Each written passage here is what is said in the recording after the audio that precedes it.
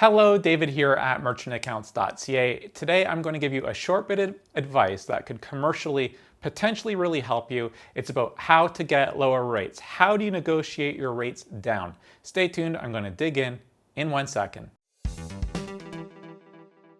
So if you're like every business owner in the history of Earth, you want low rates. Nobody wants high rates. But how do you do it? How do you get low rates?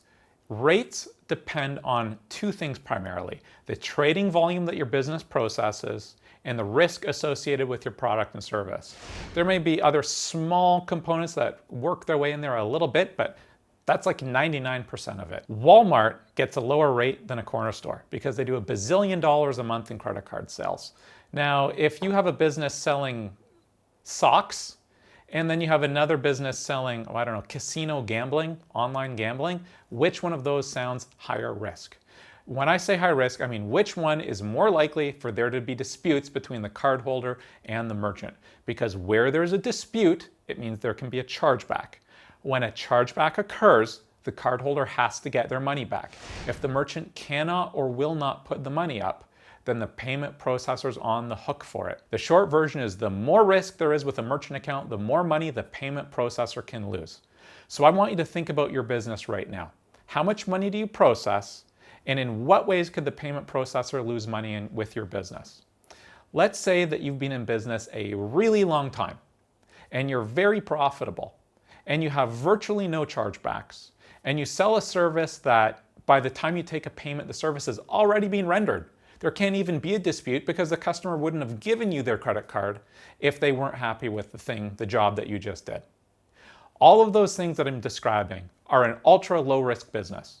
If a payment processor knows those things, there is no reason why they shouldn't give you a low rate.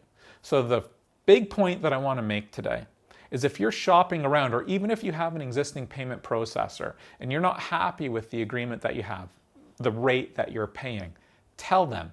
And tell them why, not confrontationally, because it doesn't have to be, the way that we work with our clients at merchantaccounts.ca, we're friends with our clients. Like, I know my clients that I work with very well, like very open communication. Not every payment processor is exactly the same, but they should all care.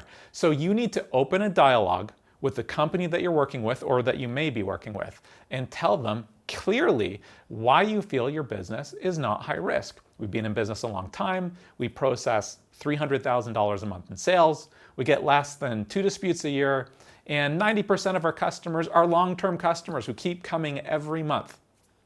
And what kind of processor isn't going to want that business? I do. I just made it up. I don't know what merchant I'm describing, but the point being, make a clear and compelling statement that explains why you're low risk. And if the people aren't listening to you, find another payment processor that will reward your business. If you have a high risk business, I'll probably do another video in the future about how to address rates from a high risk merchant perspective, but you will pay more.